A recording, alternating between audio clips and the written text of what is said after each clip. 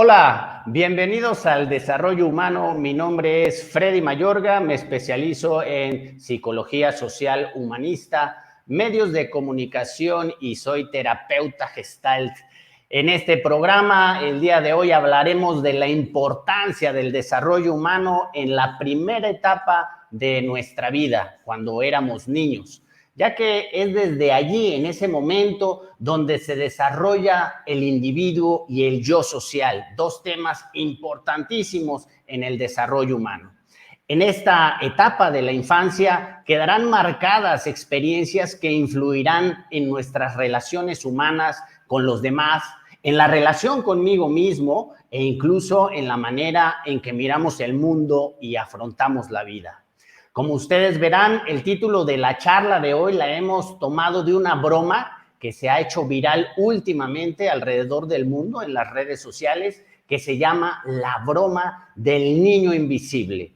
Esta broma nos dará la pauta para hablar con nuestro invitado especial del día de hoy de aquellas angustias primarias que todos llegamos en algún momento, niñas y niños, a sembrar en nosotros un niño o una niña herida, que en algún momento, de alguna manera sutil o traumática, quedó marcada una sensación de abandono, de no me quieren, de no soy importante. Bien, pues hay una sala de chat aquí para todos los que quieran compartirnos su opinión y quieran participar con nosotros, y vamos a darle pues la bienvenida una vez más a Tomás de la Fuente, que ya lo conocíamos desde la vez pasada. Gracias, Tomás, por estar una vez más con nosotros.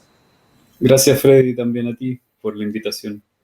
Bueno, pues Tomás, como tú sabrás, y los que nos dedicamos a este mundo de las sesiones terapéuticas, ese término tan sonado, ¿no?, de el niño herido, que es un tema muy importante. ¿Tú cómo percibes al niño herido? ¿Todos llevamos, nadie nos salvamos de un niño herido, una niña herida? No, definitivamente no. Es universal, absolutamente. Definitivamente va a marcar profundamente, ¿no?, nuestro carácter, nuestras experiencias de vida, ¿no? Bueno, vamos a pasar, Tomás, antes a ver este video para las personas que pues, no se han familiarizado. Es un video que se ha hecho viral en redes sociales y veo que se está haciendo a nivel mundial, ¿no? Porque, bueno, son diferentes idiomas, pero creo yo que los familiares y amigos, que son en realidad la familia los que realizan este tipo de bromas a niños y niñas, son, no sé si llamarlos inocentes, ingenuos o quizá ignorantes ante el impacto que genera una broma de este estilo. Aunque todos se están divirtiendo, parece ser que los chamaquitos no lo están pasando nada bien, pero bueno, esta broma nos dará pie para empezar a hablar un poquito acerca del niño herido y de las heridas que todos tenemos con esa sensación de no ser vistos, de parecer que no somos importantes, ¿no? Vamos a ver el video, dura cuestión de 2 minutos y regresamos. One second, ready? See me coming, Tosh. Era. Fuck. No!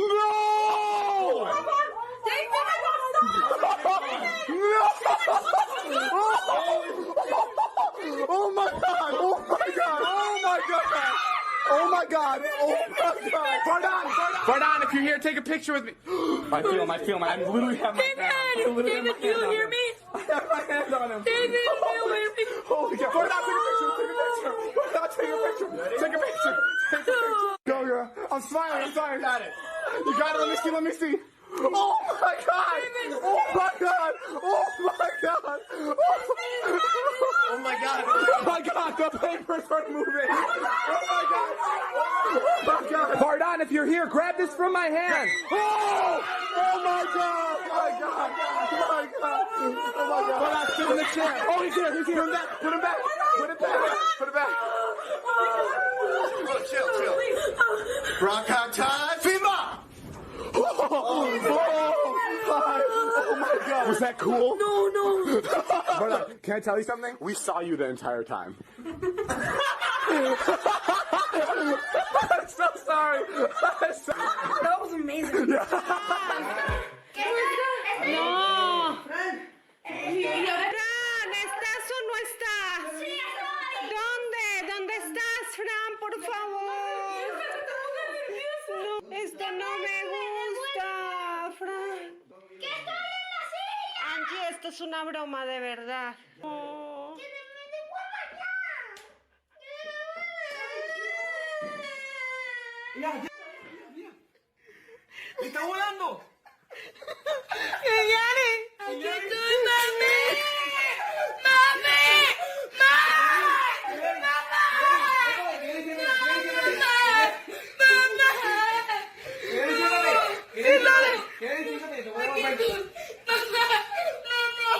Mamá, te quiero.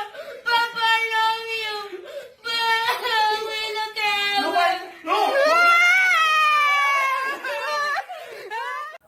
Y bien, Tomás, pues yo cada vez que veo este video, pues sí, creo que mi niño se despierta y sí me impacta. Al principio era un poco más fuerte la sensación, pero ahora yo creo que ha disminuido, pero sí se refleja un poco en mí esta sensación de el niño invisible. Te dejo para que des inicio a esta conversación. Wow, qué fuerte el video, me produjo a mí una angustia tremenda. Es interesante que pongas el video porque yo creo que esto no solo pasa en la broma, esto es lo que le pasa a los niños todo el tiempo. Desde que nacemos ocurre de esa forma. Por poner ejemplos, hoy en día los partos son intervenidos de una manera tremendamente violenta, en donde se considera todo menos lo que necesita la madre y el hijo. Y eso genera sufrimiento, genera violencia, genera por ejemplo, la dificultad que la mamá pueda conectar con el hijo, porque es solo en el silencio, en la no prisa, cuando surge el instinto maternal. Y el nivel de ¿cómo decirlo? Hay que estar muy insensibilizado hacia uno mismo para poder hacerle algo así en una broma a un hijo. Pero si te das cuenta, Tomás, es una cuestión cultural. Por ¿no? supuesto. Porque en realidad es la familia, se ve que es familia, seguramente son primos, al principio, ¿no? La primera broma, pero esa insensibilidad de la que hablas, pues es cultural, ¿no? Yo creo que no se ha prestado atención a lo que es nuestro crecimiento como niños. Por eso, uno de los motivos que a mí me da de hacer este tipo de programas es porque estos temas no se hablaban con nuestros padres, nuestros abuelos, ¿no? Hoy en día creo que ya podemos empezar a hablar un poquito más de estos temas y tal vez ya estemos un poco más sensibilizados, pero hay que empezar a picar piedra, ¿no? Como se dice, ¿no? Porque pues ahí, a lo mejor para mí es traumático, pero como tú bien lo dices, todos lo hemos vivido en menor o mayor grado y la angustia primaria es la que todos tenemos, ¿no? Al fin de cuentas. Por supuesto. Y precisamente es por eso que el video tiene tanto éxito y hay personas que podrían encontrarlo divertido. Lo cual habla de nuestro nivel de desconexión con nuestra sensibilidad, ¿no? Porque para los niños que están viviendo esa experiencia, eso es una tortura. Así es, y fíjate que al fin de cuentas la gente cree que pues, es muy chistoso porque yo siempre he sido muy crítico con esta mente tan racionalista. Desde la Ilustración en el siglo XVII se posicionó la razón como la máxima expresión y entonces las emociones son vistas como algo malo e incómodo, ¿no? Entonces, a veces en sesión terapéutica, los padres de familia dicen, pero ¿de qué está sirviéndole la sesión terapéutica si sigue tronando materias? Entonces digo, bueno, si quiere que saque 10, mejor meta con un maestro de matemáticas, ¿no? Porque Sí. no baja a las sensaciones que el niño está sintiendo o la niña está sintiendo. Las mamás son un tanto más sensibles, pero los papás luego les cuesta trabajo conectar con el hijo porque no están viendo al hijo, a lo mejor están viendo al ingeniero, están viendo al emprendedor exitoso, pero no están entendiendo la sensibilidad. ¿Y por qué pasa eso? Que creo que también tú mucho lo has mencionado. Es muy difícil que yo pueda tener empatía con mis hijos si yo no tengo empatía conmigo mismo, porque no tuvieron empatía conmigo los que venían atrás de mí y las generaciones pasadas, ¿no? Yo la mejor explicación que he escuchado es una que dio Claudio Naranjo. Él dice, se podría decir que en los seres humanos tenemos tres personas internas que están relacionadas con las tres estructuras del cerebro. Tenemos el cerebro reptiliano, que está relacionado con el niño interno, y el cerebro reptiliano tiene que ver con todos nuestros impulsos, nuestros deseos, nuestras funciones corporales. Luego tenemos el cerebro mamífero, que es todo el sistema límbico del cerebro, que está relacionado con toda la capacidad de la comunicación afectiva, el apego. Los mamíferos necesitamos más tiempo de crianza que los reptiles. Y para que ocurra, porque tenemos más inteligencia, somos más flexibles que los reptiles, podemos aprender más. Entonces, para que las crías puedan aprender, necesitan un tiempo de dependencia con su madre o quien sea que lo materne, ¿no? Porque en algunas especies es el padre. Entonces, el cerebro límbico se podría decir que es como la madre interna. Así como el hijo es la capacidad de amarse a sí mismo, la madre es la capacidad de sintonizar con un otro y amar al otro. Y por último tenemos el cerebro más típico del humano, lo que nos caracteriza y nos distingue, aunque hay otros animales que también tienen mucha corteza cerebral, que es la corteza cerebral, que es lo que nos permite hablar, tener una autoimagen, toda la vida mental que tenemos. Y eso está relacionado con el amor paterno, como dice Claudio Naranjo. El amor paterno en su expresión sana es el amor a algo que va más allá de mí mismo y más allá de los otros directos con los que vivo. Es la capacidad de amar de forma impersonal, que puede ser el amor a la humanidad, el amor a los ideales, el amor a Dios, el amor a la conciencia, el amor a alguna verdad que me trasciende. Entonces, en su funcionamiento sano, el amor al padre o el amor admirativo, como le llama Claudio Naranjo, ¿no? Está el amor egoísta, que es el amor del niño, el amor compasivo, que es el amor de la madre, y el otro es el amor admirativo. En su estado sano, el amor admirativo nos lleva finalmente a la experiencia del amor incondicional, es decir, el amor hacia todas las cosas sin condiciones. Sin embargo, como decía Claudio Naranjo, él decía, en su estado insano, el amor admirativo se convierte en una rígida obsesión por algún valor o por alguna causa fanática, podría decirse. Entonces, lo que ha pasado en nuestra civilización, dice él, posiblemente se deba a algún trauma colectivo que puede haber sucedido hace miles de años. Él decía, a lo mejor, después de una glaciación en donde las condiciones de vida fueron demasiado extremas, lo que ocurrió fue que hubo un trauma a nivel colectivo. Y para sobrevivir ante esa situación tan adversa, hubo que volverse muy violento, muy guerrero. Y eso piensa él que posiblemente dio origen al patriarcado. Y el patriarcado es cuando el padre es el único que ocupa el lugar internamente. Entonces la madre y el niño quedan desplazados o aplastados o subvalorados. Entonces vivimos en una cultura que valora por sobre todas las cosas los valores paternos y masculinos y no le da ningún valor a todos los valores que tienen que ver con lo que es propiamente femenino y con lo que es propiamente del niño interno, que son formas de percibir la realidad y experimentarla completamente diferentes a lo que conocemos. La cultura patriarcal es, como decías tú, es una cultura racional, enfocada en fundamentos, razones, objetivos, ciencia, etcétera. Enfocada en lo práctico. Este excesivo enfoque en lo práctico tiene que ver con un terror a morir.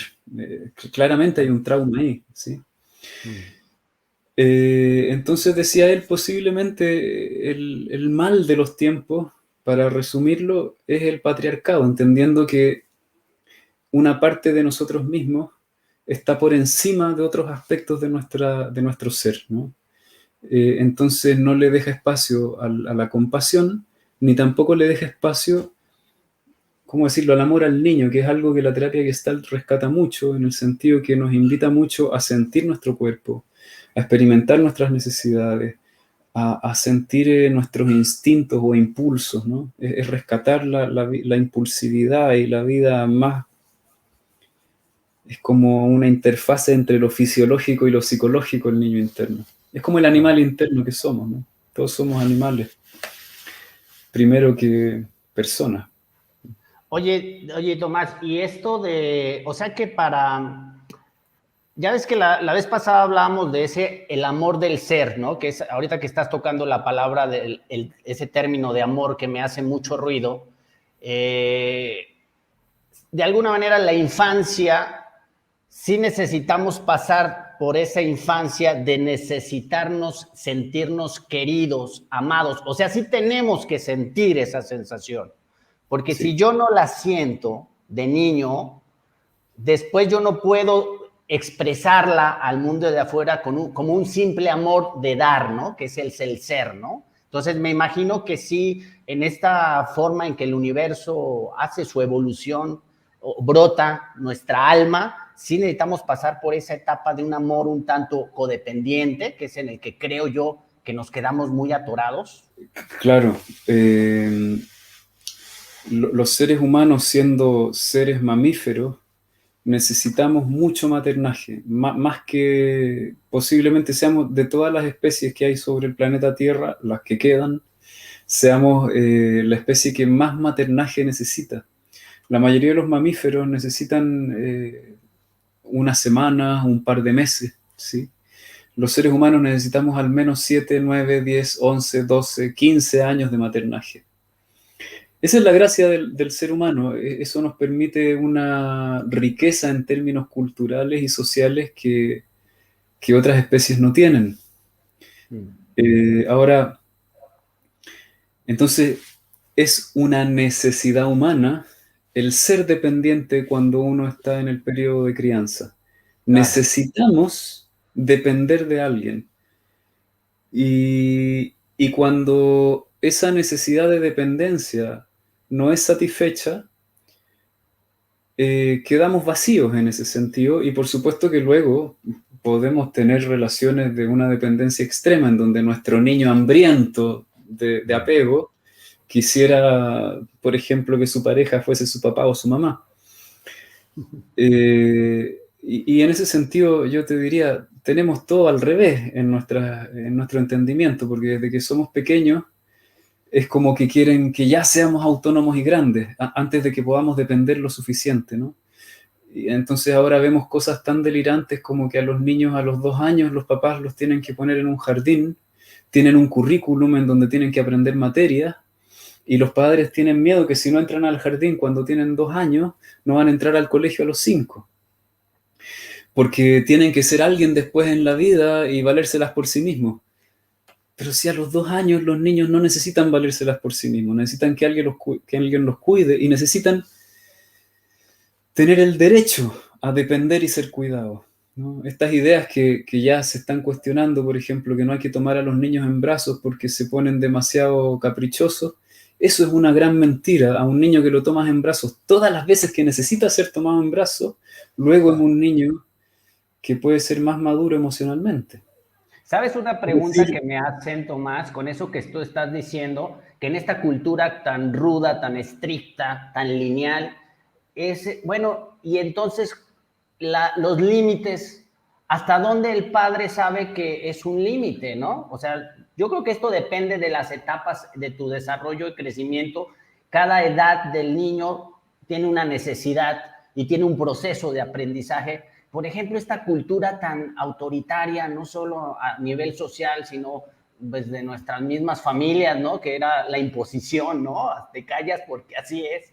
Y pues el extremo de antes de que era el maltrato con la correa, con el zapato, con lo que sea, y ahora entonces está sucediendo que se está yendo ahora al otro extremo, ¿no? Es toda la permisividad, ¿no? Entonces ya no hay límites, porque entonces el papá quiere ser amigo, por ejemplo. Entonces, ¿dónde está como ese límite? Es una de las preguntas recurrentes de los papás luego, que les da miedo también aprender a poner un límite, que no sea ni tan de golpe, ¿no? Yo digo que no es necesario llegar a los golpes, pero sí necesitas una energía de firmeza, de seguridad, ¿no? ¿Cómo ves eso? Sí, sí, yo creo que los niños no necesitan que les pongan límites. Los niños necesitan que los sientan, que es una cosa muy distinta a poner límites. Los adultos queremos poner límites porque los adultos queremos que los niños nos dejen en paz. Que eso es otra cosa. Y queremos que los niños nos dejen en paz porque teniendo a nuestro niño tremendamente insatisfecho, nos falla mucho la capacidad de estar para el otro cuando somos adultos. Aquí me tengo que dar una vuelta más o menos larga para poder responder esta pregunta.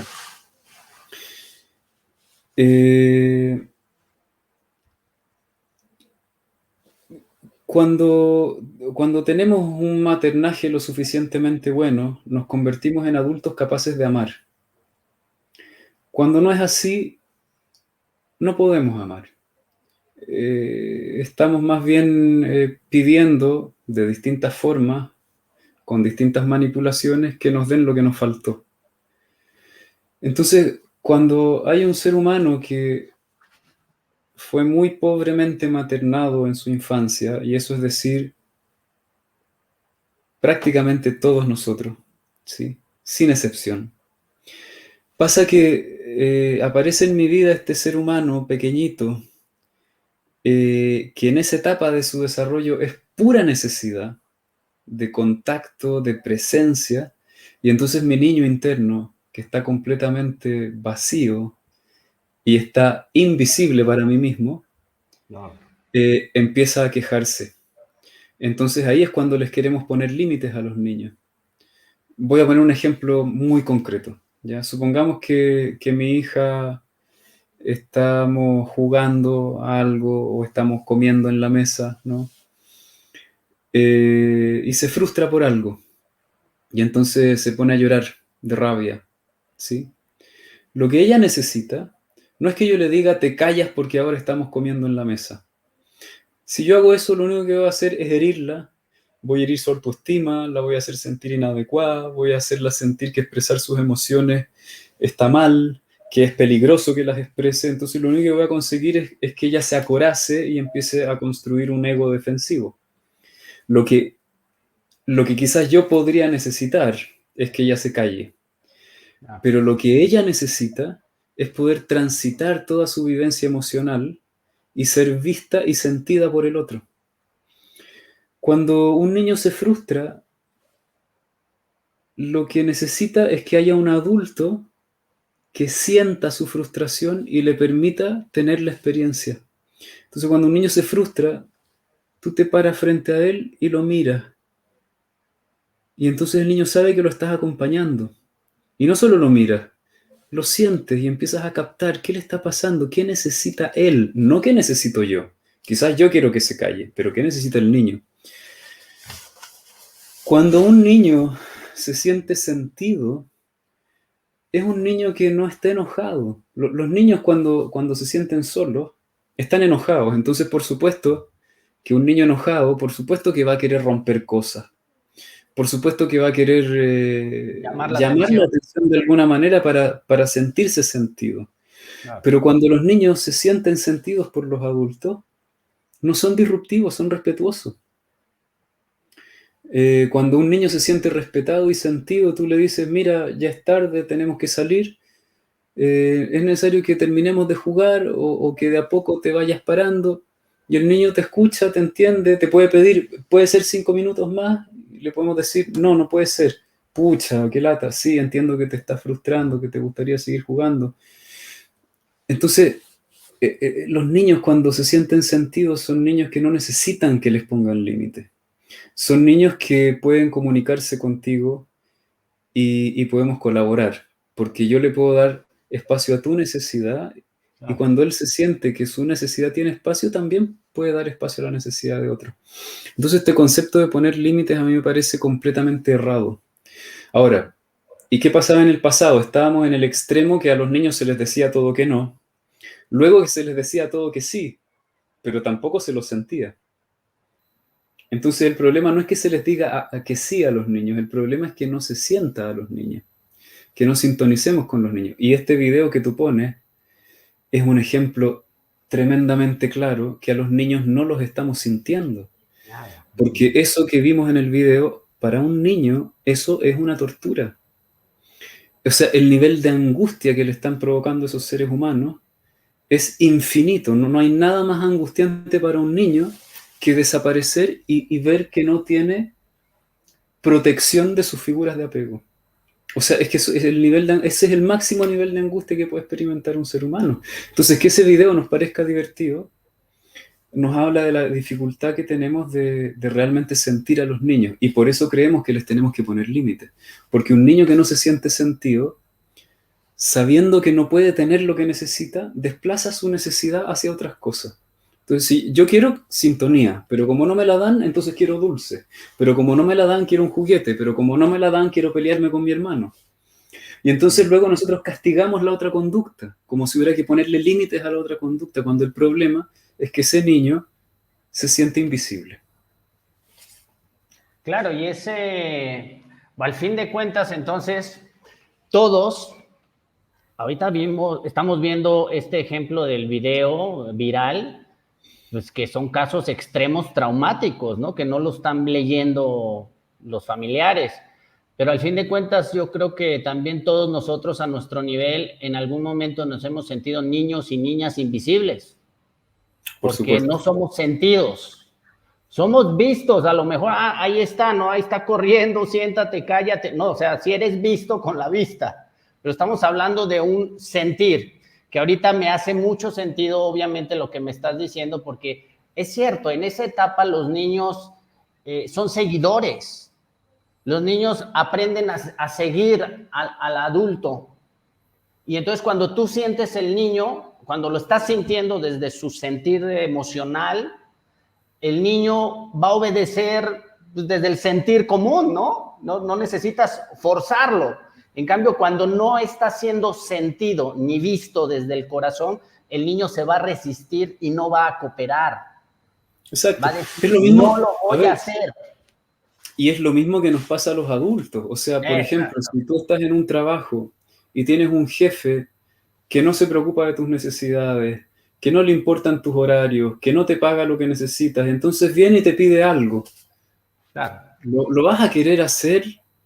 No, lo vas a hacer a medias, lo vas a hacer mal, no vas a hacer bien el trabajo. Pero si tu jefe te escucha, si un día tienes un problema en tu casa y le pides, jefe, tengo un problema, qué sé yo, mi hijo está enfermo, no te preocupes, cuida a tu hijo. Y entonces tú te sientes visto por tu jefe y un día tu jefe te dice, oye, tengo un problema, necesito que saquemos esto rápido, ¿lo podemos hacer? Por supuesto, ¿por qué no? Si aquí hay espacio para lo que yo necesito y para lo que necesitas tú. Los niños son iguales a los adultos. Y lo que vemos, que cuando los adultos dicen a este niño hay que hacerlo obedecer, eso es el patriarcado. Es uno más grande, no conectando con la necesidad del otro y forzándolo a hacer lo que yo quiero. Eso es el patriarcado. A los niños no hay que hacerlos obedecer. Con los niños hay que relacionarse como si fueran personas, así como nosotros somos personas. Por ejemplo, detalles, por ejemplo, pequeñísimos, ¿no? Me acuerdo, es algo que yo creo que mucha gente hace. El niño, tu hijo está ahí jugando, es la hora de comer. Tiene un juguete en la mano, entonces tú le sacas el juguete y te lo llevas a comer y el niño llora. Y uno dice, pero ¿por qué llora si es la hora de ir a comer? No debería llorar. A cualquier ser humano que tiene algo en la mano, tú se lo quitas y se molesta. ¿Por qué a los niños les hacemos eso? Entonces, cosas así que nosotros con mi mujer teníamos incorporadas y de pronto nos dimos cuenta, cada vez que vamos a comer, le sacamos el juguete de la mano y ella llora, nuestra hija. Entonces no le quitemos el juguete. Entonces le empezamos a preguntar, hija, es la hora de ir a comer, ¿quieres llevarte el juguete a la cocina? Sí, decía, vamos con el juguete entonces. Y entonces no había ningún problema. Entonces, a los seres humanos se los respeta, no se los obliga, no se les pone límite. Y nosotros hemos aprendido o creemos que no hay espacio para la necesidad de todos, ¿sí? Y eso es la violencia, cuando hay solo espacio para la necesidad de uno. Eso es la esencia de la violencia. Entonces, si entendemos que las necesidades de mi hijo, si yo las satisfago, no amenazan mis necesidades, podríamos relacionarnos con mucha menos violencia entre nosotros. La violencia que ejercemos contra los niños es infinita, a nivel cultural. Bueno, para que, lo vuelvo a decir, ¿no? Que ese video nos parezca divertido, habla de la violencia que tenemos hacia los niños. Cultural, ¿no? Y es una violencia con nosotros mismos, ¿no? Pero es que, ¿cómo se puede cambiar una cultura, Tomás? O sea, es una cultura muy mentalizada. Hoy, por ejemplo, veo mucho la tecnología. Como decíamos la vez pasada, ni la tecnología ni la economía tienen nada de malo, al contrario, nos pueden ayudar y hacer más cómoda la vida, sin duda. Pero hoy, muy relacionado con lo que tú estás diciendo de que los hijos son molestos y entonces la mejor manera de callarlos o de mantenerlos entretenidos es darles, ya no es una sonaja, ya es una tablet, ¿no? Entonces la tecnología ya es la nana ahora, ¿no? Bueno, antes era los papás trabajando, llegaba a casa, comía y era la televisión. Bueno, ahora la tecnología irrumpe todo nuestro quehacer diario. Y sí, veo que muchos papás, pues, y más con esto ahora de trabajo en casa, pues, los hijos se vuelven muy, muy molestos, muy incómodos. Entonces, pues, no hay mejor que se avienten toda una tarde jugando videojuegos y todo esto, ¿no? Entonces, culturalmente sí.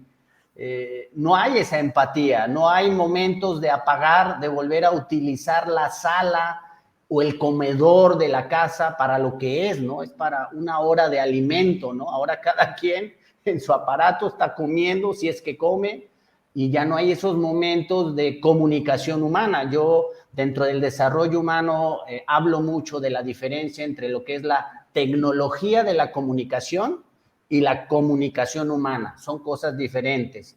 La tecnología nos ayuda a comunicarnos a distancia, pero resulta que ahora hasta te comunicas de cuarto a cuarto, ¿no? En vez de pararte y hablar. Entonces estamos culturalmente muy desconectados. Ahora nos conectamos con mundos virtuales y estamos poco conectados con nuestras sensaciones. Y si tú como papá, como mamá no conectas con tus sensaciones, ¿cómo hacemos para conectar con las sensaciones y tener empatías con los hijos? O con la misma pareja, ¿no? A veces, ¿no? Sentir lo que la otra persona está sintiendo y no caer enfrascados en las mismas pensamientos rumiantes, ¿no? Tú sabes que las discusiones luego son guiones que se repiten y ya sabes que lo que va a repetir la otra persona y tú, y son laberintos sin salida, y lo que falta ahí es bajar a la sensación, aprender a guardar silencio. De alguna manera, este video, que hay los que quieran, pueden verlo cuantas veces quieran, y a ponerlo en pausa y sentir las sensaciones corporales. Me gustaría que desmembráramos un poquito qué sensaciones corporales tuvimos con este video. ¿Tú dónde lo sentiste? Por aquí yo veía un comentario de Mirna Presuel que decía, de inmediato sentí una presión en el pecho y sentido de angustia. Creo que la angustia es la palabra clave, ¿no? La angustia primaria que todo niño herido tenemos, niña herida tenemos, que aquí se amplificó por completo con este video. ¿Cómo ves la angustia primaria? La sensación de abandono, de soledad.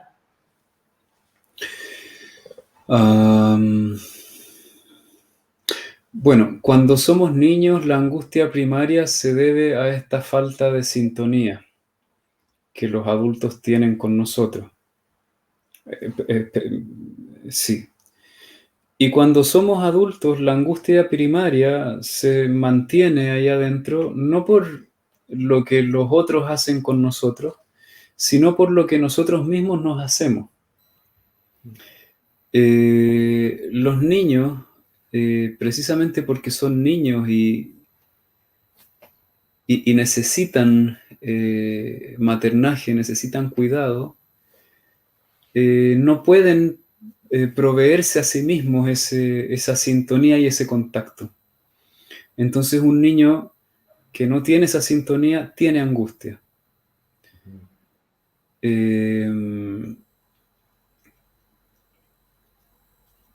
Y cuando, a ver, para empezar desde el principio, cuando nacemos venimos programados para recibir cuidado. Eso significa que traemos la sensación instalada de que estamos en un lugar que nos va a cuidar, que nos va a sostener, que se va a sintonizar, que va a satisfacer nuestras necesidades. Fisiológicamente venimos preparados para expresar nuestras necesidades, que sean escuchadas y recibir el contacto y el sostén necesario. A eso, al más, un terapeuta que trabaja mucho con el eneagrama, hay una cosa que se llama el Diamond Approach, le llama la confianza básica, ¿sí? Eso es la confianza básica. Yo sé que me van a sostener. Ahora bien, obviamente, todo lo que necesitamos no es satisfecho, y entonces, poco a poco, esa confianza básica se va dañando. Y se podría decir que a medida que se va dañando la confianza básica, voy perdiendo contacto con esta experiencia de estar en unidad con todo el universo. Empiezo a perder contacto con esta experiencia de que el universo es un lugar amoroso que me sostiene. Se rompe esa vivencia. Y entonces, en lugar de internamente tener estos dos aspectos, mi parte necesitada y la conciencia de que alguien me cuida, empiezo a tener a mi parte necesitada y dentro de mí empiezo a internalizar estos adultos que no me cuidan ni me ven. Entonces, si por ejemplo yo tenía una mamá muy exigente y muy crítica, ahora está mi niño interno y dentro mío tengo una madre que me critica todo el tiempo y me exige. Entonces, cuando soy adulto, en realidad cuando soy adulto ya no necesito tener una mamá, porque ya puedo valérmelas por mí mismo. Y ya no solo eso, yo podría, al ser adulto, yo podría amar y cuidar a otros. No necesito ser cuidado, ¿sí? Realmente. No en el sentido que un niño lo necesita. Sin embargo, si yo dentro de mí tengo internalizada a esta madre, que me critica y me exige todo el día, entonces lo que me ocurre de adulto es que sigo experimentando la misma angustia que tenía cuando niño, pero ahora la causa está dentro mío, no está allá afuera. Ahí me preguntaste, ¿y cómo cambiamos esto a nivel cultural? Yo creo que los grandes cambios culturales ocurren debido a grandes cambios en las condiciones ambientales. Creo que esa es una de las máximas fuentes de cambio. Entonces, hoy en día, creo que estamos en las puertas de un gran cambio. Los saltos evolutivos ocurren cuando las condiciones de vida, así con lo que sabemos hacer, se vuelven insostenibles. Entonces, forzosamente necesitamos aprender algo nuevo para poder adaptarnos a estas nuevas condiciones. estamos en ese punto. Tenemos una crisis ecológica tremenda. Yo creo que la pandemia es solo el prólogo de lo que viene, porque luego tenemos lo que va a empezar a generar la crisis ambiental, que ya lo está generando. Luego la crisis en la falta de la biodiversidad, que eso va a ser serio. Entonces nos estamos viendo enfrentados a eso. Y yo creo que ¿qué podemos hacer nosotros concretamente? Un ser humano en medio de todo este universo, ¿no? De cosas que están ocurriendo. Creo que lo que podemos hacer es hablar de estos temas y trabajar profundamente en estos temas con nosotros mismos, convertirnos en padres y madres que puedan sintonizar con las necesidades de los niños, y posiblemente eso pudiese equilibrar la balanza ahora que frente a todos estos cambios ambientales podamos evolucionar. Porque también cuando hay crisis está el peligro de, en lugar de evolucionar, de involucionar. Eso también puede pasar. Entonces creo que tenemos que ser muchos los que podamos realmente comprender estas cosas y comenzar a hacer este trabajo, hacerlo lo más masivo que se pueda, que creo que es muy poco lo masivo que se puede hacer, porque es muy poca la gente que está interesada en hacerlo. Afortunadamente cada vez son más personas, entonces sigamos trabajando, porque pienso que eso podría ser una semilla que pudiera dar algún tallo, algunas hojitas y quizás algún fruto para las próximas generaciones, pensando en las 10 o 15 generaciones después de nosotros. Claro, fíjate que conectándolo un poco con lo que hablábamos la vez pasada del cuerpo del dolor, ¿no? Que se amalgama.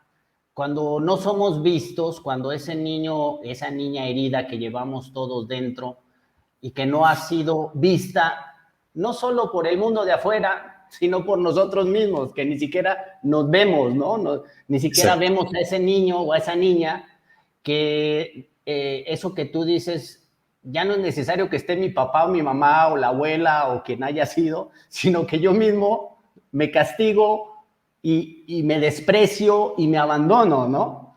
Entonces es tan difícil voltear a ver algo porque el mundo me ha enseñado que todo depende de mi esfuerzo y de lo que yo haga afuera, ¿no?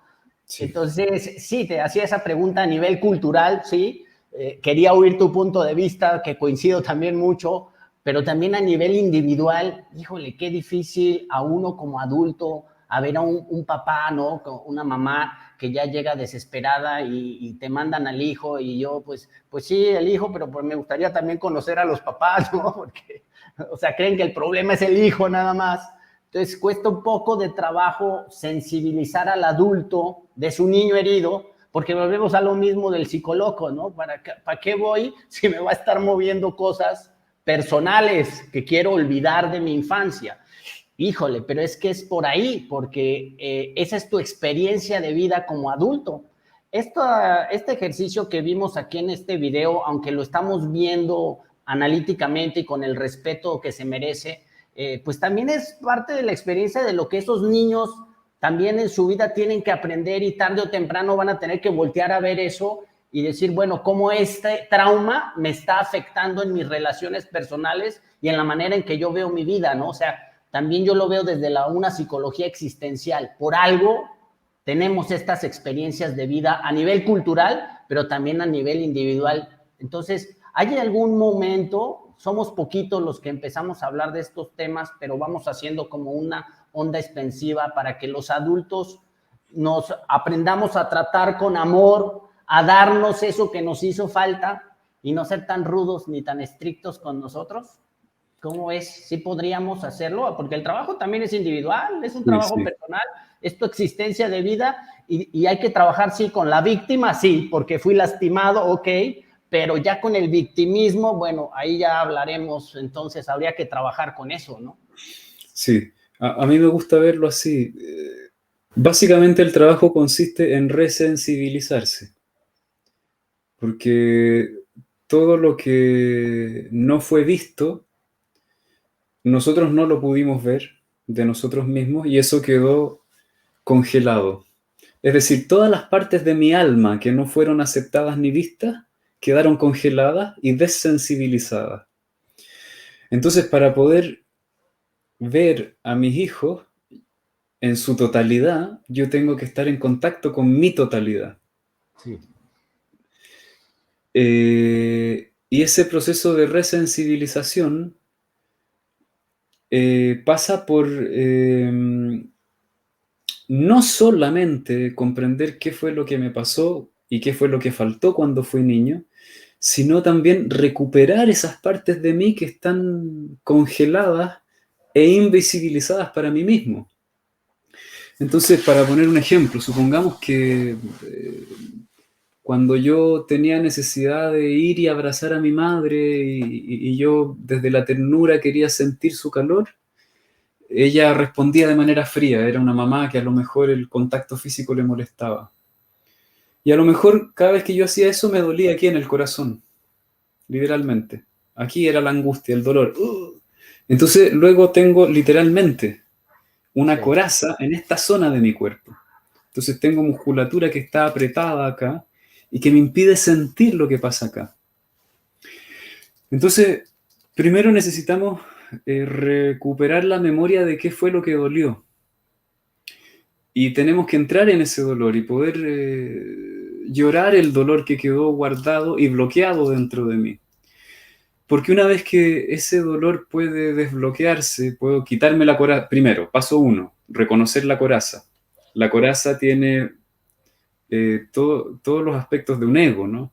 Alguien que está bloqueado en su corazón, quizás es una persona muy enfocada en lo práctico, qué sé yo, muy positiva siempre, pero muy fría de sentimientos. Entonces, primero tengo que mirar la coraza, empezar a darme cuenta, ¿cuál es mi coraza? ¿Cómo es mi coraza? Todos tenemos coraza. Luego, poder empezar a no solo entender en términos psicológicos y relacionales cómo funciona mi coraza, sino empezar a comprender cómo funciona a nivel físico mi coraza y empezar a darme cuenta que literalmente tengo tensión en mi pecho. Luego empezamos a trabajar con esa tensión. Se empieza a disolver la coraza y empiezo a sentir el dolor que hay debajo de la coraza. Y si yo puedo sentir ese dolor, integrar esa experiencia, ahí ya estoy recuperando alma, por decir así. Y una vez que se recupera eso y el dolor ya pasa, y que el dolor pase quiere decir que ese padre o esa madre internalizada que no me abraza, ahora me aprende a abrazar. Es decir, soy capaz de abrazarme a mí mismo, entonces ya no necesito esa coraza del ego. Entonces ahora esta parte de mí existe.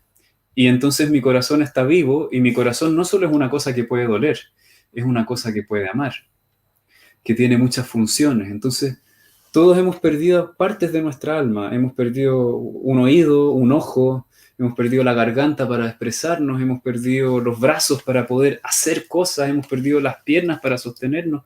Dependiendo de la historia, las partes que hemos perdido. Y esas partes, cuando las empezamos a recuperar, primero duelen. Hay que entender el dolor, aprender a acogerlo. Y luego esas partes pueden comenzar a funcionar y recuperar la función que tienen.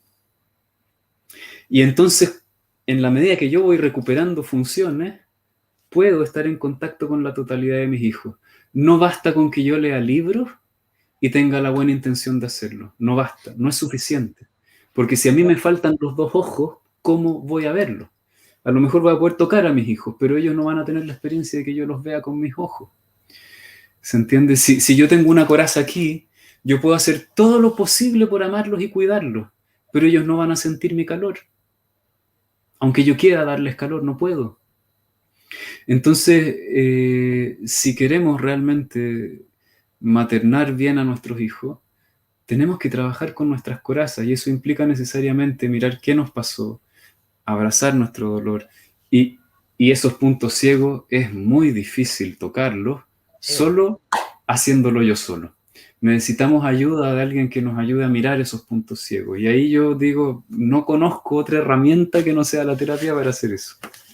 Definitivo. Que no tiene que tomar necesariamente la forma de una terapia individual, pero todo lo que nos entrega la psicología creo que es la herramienta. Hay muchas prácticas, está la meditación, el yoga, qué sé yo, pero esas cosas, si bien son muy buenas y muy importantes y yo las promuevo con toda la pasión de mi alma, no son suficientes para poder mirar el ego y poder comprender todos estos procesos. Sí, porque hay una una inercia de ver que el que me va a resolver ese vacío y el que me va a cubrir ese amor que me hizo falta es alguien de afuera, que es entendible porque fue lo que le hizo falta al niño o a la niña.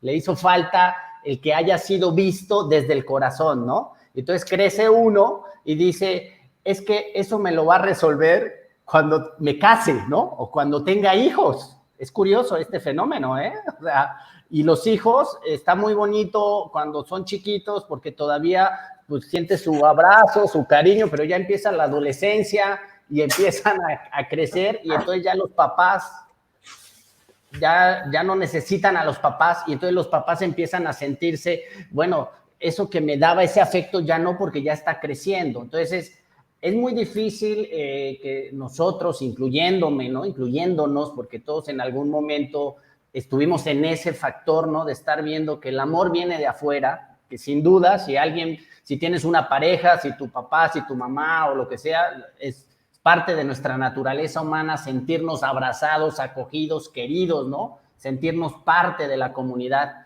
Pero en nuestro desarrollo personal, ese niño herido le cuesta mucho trabajo que el adulto lo voltee a ver porque está obsesionado que el mundo de afuera lo va a resolver, no solo afectivamente, a lo mejor lo que tú comentabas, ¿no? Económicamente, voy a trabajar mucho, voy a ser exitoso, famoso y entonces voy a tener la atención del mundo y entonces esa es una forma de creer que es la forma de obtener afecto y amor, ¿no? Entonces es muy difícil que voltee hacia adentro uno y eso, bueno, a veces hay situaciones en la vida que te puso un freno total y, no sé, una situación crítica en tu vida que es la que te hace voltear hacia adentro, ¿no?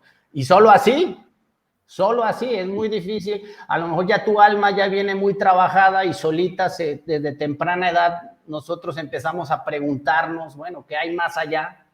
Pero en general yo creo que para que voltees a ir hacia adentro siempre es como un impacto, ¿no? Y bueno, estas experiencias, ya vamos a ir cerrando un poco, Tomás, este ejercicio que vimos hoy de la broma del niño invisible, pues es un poco reflejar, poner sobre la mesa este tema, la importancia que es voltear a ver esas etapas de crecimiento que son muy importantes, que van a marcar al adulto, porque esos son los lentes con los que va a estar viendo el mundo, ¿no? Con esas sensaciones psicoemocionales que quedaron ahí marcadas, y también hablar del niño interno de cada uno de nosotros, que tiene que ser trabajado, sí, con ayuda. ¿Puede uno crecer con las parejas? Claro que puede uno crecer con las parejas, pero con estas carencias que tenemos las parejas las utilizamos para descargar, ¿no? Para depositar mi felicidad en ti. Tú eres mi felicidad, tú eres mi amor. Y bueno, está mal entendido, pero sí se necesita ayuda terapéutica, el yoga, la meditación y todas estas técnicas, ¿no? Yo invito nuevamente a las personas a que se suscriban a tu canal. Te rompo yo con mi canal, rompo un poco tu formato porque siempre regalas una meditación al final para trabajar eso de lo que hablamos, pero te quiero aprovechar siempre que estés en este canal para que nos compartas tu experiencia y que las personas vayan a tu canal y practiquen, te escuchen y practiquen esa interiorización a través de la meditación, ¿no? Que es una técnica. Platícanos un poquito ya para ir cerrando de cómo es la técnica que tú utilizas y cómo nos ayudas. Yo empecé a trabajar con tus videos, aunque mi maestra, que también invito a que vean su canal, que es Palomo Crisóstomo, es de España. Ella es consteladora familiar y uno de los trabajos que nos ponía a hacer durante, creo que fueron 2 o 3 meses, es todos los días 10 minutos, agarrar una almohada y abrazar a nuestro niño y ahí lo que saliera, sin movernos. Y bueno, vea lo que salía, o sea, dejabas esas sensaciones. Entonces, me gustaría que compartieras en estos minutos un poco cuál es esa técnica para trabajar con el niño herido de tu parte, Tomás. Bueno, a ver, pucha. Yo sé que es muy amplio, pero bueno. Sí, claro, es que no hay realmente una técnica. o hay muchas. Pero yo diría que básicamente, si pudiera encontrar una cosa que resumiera lo que tienen en común todas las formas de hacerlo, consiste en sentirse y aceptar todas las sensaciones que hay en mi cuerpo y en mi campo emocional, tal cual como son. Porque básicamente la herida se sostiene porque no queremos sentir. Cuando comenzamos a hacer el camino de vuelta significa prestar atención a lo que siento. Y en lugar de tratar de entenderlo o cambiarlo, solo sentirlo. Eso a la larga comienza a romper la armadura del ego. Es como una forma de generar una crisis desde adentro. ¿Sí? Porque a veces vienen estas crisis desde afuera que de manera muy violenta nos quiebran el ego. Es muy doloroso ese proceso. El otro camino es entrar en lo que siento y empezar a sentirse. Y hay tanto dolor ahí adentro que no necesitamos una crisis externa que lo traiga de vuelta, basta solo con sentirnos. Y cuando siento el dolor, si me abro a eso comienza a dar paso no solo al dolor, sino que el dolor empieza a limpiarse, empieza a pasar y empiezo a recuperar esas partes del alma que se han perdido. Básicamente es eso. Entonces, eso se puede hacer meditando, se puede hacer en terapia. Lo que diría yo es que creo que la meditación o alguna práctica que nos lleve a sentirnos es imprescindible. Si uno no tiene el hábito de sentirse diariamente, no va a experimentar ninguna transformación. Y por otro lado también diría que a pesar de que uno haga la práctica, si no tiene alguna forma de que alguien o algo te muestre todos esos puntos ciegos, es difícil que funcione tan bien. Entonces creo que es necesario pasar un poquito por la terapia para poder mirar con más profundidad, y es necesario hacer ese trabajo a diario, porque si no es como si quisiéramos, no sé, construir una casa poniendo un clavo cada 3 meses, no va a pasar nada, ¿no? Sí, fíjate, a nivel ya social, psicología social, tenemos que también a nivel racional empezar a cambiar esa idea de que el sentir es malo. Lo tenemos muy entronizado, muy adentro, y nos hemos vuelto expertos de que nada más empezamos a sentir tantito, un poquito, y no sé cómo le hacemos desde el diafragma, contenemos, o sea, nos hemos vuelto expertos. Los niños, ya he encontrado mucho niño también que le cuesta trabajo porque en casa, pues, el llorar, ya sabes, ¿no? Es de niñas, bueno, todas estas tonterías que lo único que están haciendo es eso, hacernos niños y niñas invisibles porque no están observando el sentir, porque pues tiene el niño que llorar, pues llora, y no sienta esa presión de que si está llorando, se siente triste, está mal, ¿no? Y bueno, todos los problemas ya socioculturales a nivel adulto, tanto abuso del alcohol, de las drogas, ¿no? Que es una forma de contener, al fin de cuentas, todo ese dolor emocional, porque pues todo es, no podemos sentir tristeza, no podemos sentir enojo, ¿no? No podemos estar con miedo, ¿no? Y bueno, ahora con esta alta tensión en la que vivimos actualmente, pues todos estos son valvulitas de escape, ¿no? Y ahora empieza otra vez el fútbol y todo eso, que son mecanismos sociales para no sentir las sensaciones mal llamadas negativas, porque las únicas positivas es la alegría, ¿no? Hay que estar contentos todo el día. Pero es que las emociones no son ni buenas ni malas, ¿no? Las emociones se pueden volver incluso tóxicas, sino incluso la alegría, que es lo que está pasando ahorita, estamos confundiendo felicidad con placer, ¿no? Que eso es lo que nos vende la publicidad a fin de cuentas, ¿no? Pero bueno, creo que ha sido muy enriquecedor. Yo sé que este es un tema que da para más, Tomás, pero yo creo que es que aquí hay para cortar y si me das la oportunidad, luego sacamos otros videos y de eso también vamos a hablar, ¿sale?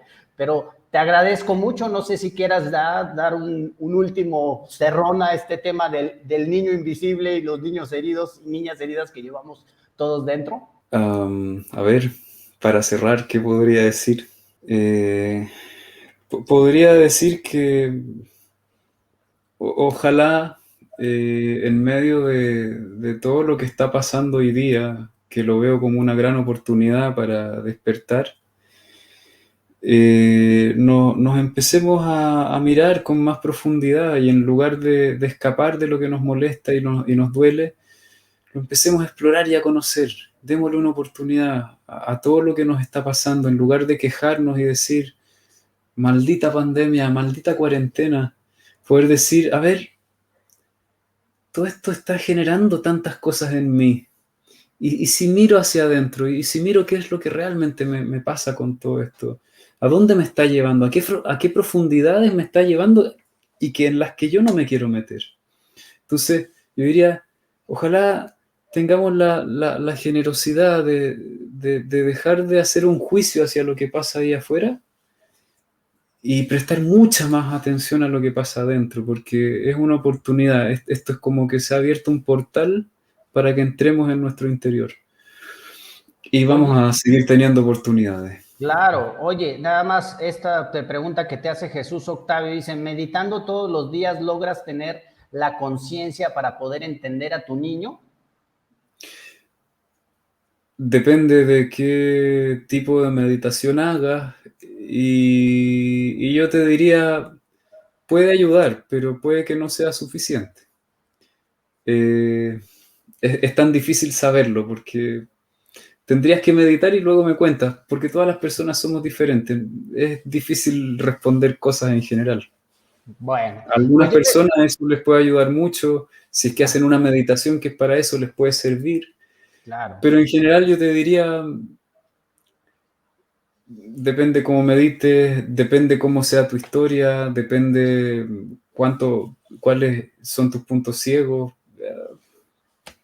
Tendría que conocerte para poder responder. Bueno, cualquier cosa también, los que quieran tener alguna sesión contigo o conmigo, bueno, ahí están nuestros datos también, porque pues cada persona somos únicas y somos como las tablas de multiplicar 5 por 1 hasta el 5 por 9, entonces cada quien tenemos nuestras combinaciones. Tú trabajas mucho, entiendo, el eneagrama, ¿no? Imagínate, eso es todo. Sí. Para entenderlo en una sesión hay que entenderlo en una vida, ¿no? El eneagrama, ¿no? Todas las combinaciones que tiene. Bueno, yo te agradezco mucho, Tomás. Nos vemos la próxima. Seguiremos tratando estos temas. Si hay algún tema que les interese en especial, pues déjenlo aquí en los comentarios. Y pues les agradezco mucho su tiempo y su atención. Y por último, pues vamos a cerrar con el video completo porque quedó inconcluso. Al final era una sorpresita ahí como para sacarnos esta mala sensación que teníamos del niño invisible. Al final hay un pequeño videíto ahí de una niña que hace todo lo contrario y bueno, eso como que nos deja un poco más con una sonrisa. Entonces, con ese video terminamos y les agradecemos mucho. Gracias, Tomás, y estamos Gracias, Freddy. Hasta la próxima. 1 second, ready? See me coming, toss. Era. Fuck! No!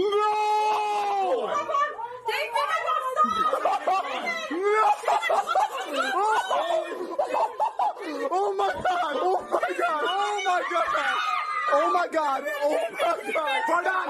Fardon, if you're here, take a picture with me. I feel my. I literally have my hand. David, do you hear me? I have my hand on him. David, do you hear me? Holy god! Fardon, take a picture. Take a picture. Go, girl. I'm smiling. Got it. You got it. Let me see. Oh my god! Oh my god! Oh my god! Oh my god! Oh my god! The papers are moving! Oh my god! Oh my god! Pardon, if you're here, grab this from my hand! Oh! Oh my god! Oh my god! Oh my god! Oh my god! Pardon, sit in the chair! Oh, he's here! Put him back! Put it back! Put it back! Oh, chill. Bronchi time! FEMA! Oh my God. Was that cool? No. Brother, can I tell you something? We saw you the entire time. I'm so sorry. That was amazing. No. Fran, Fran, ¿estás o no estás? sí, estoy. ¿Dónde? ¿Dónde estás, Fran? Por favor. No, esto no me gusta, Fran. ¡Que estoy en la silla! Angie, esto es una broma de verdad. Oh. ¡Que me devuelva ya!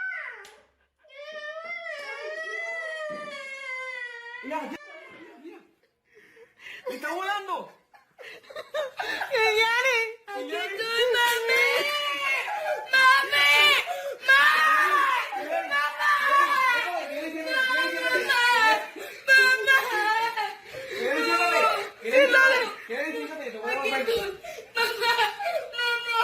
Mamá, te quiero. Papá, love you. Abuelo, te amo.